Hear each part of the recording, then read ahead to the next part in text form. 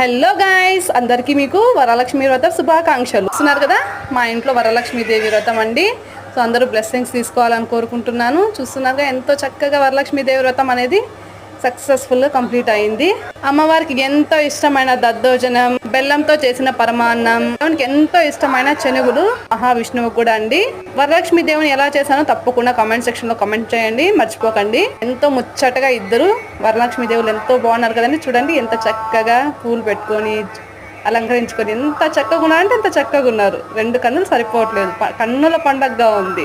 9 నైవేద్యాలతో వరలక్ష్మి దేవి వ్రతం చేస్తామన్నమాట. ప్రసాదాలతో పూజ చేసాము. సాయంత్రం కంతా 9 ప్రసాదాలతో పూజ మళ్ళీ ఇంకొకసారి చేస్తూ ఉంటాము. మన వరలక్ష్మి దేవి ఎంతో చక్కగా బ్రహ్మాండంగా దేవుళ్ళు ఎంతో రూపంగా ఉన్నారు. వరలక్ష్మి దేవికి వాయనం కూడా ఇచ్చేసానండి చీరని. అండ్ వరలక్ష్మి దేవి కట్టిన చీర ఎలా ఉందో కామెంట్ సెక్షన్ లో కామెంట్ చేయండి. హ్యాపీ వరలక్ష్మి వ్రతం.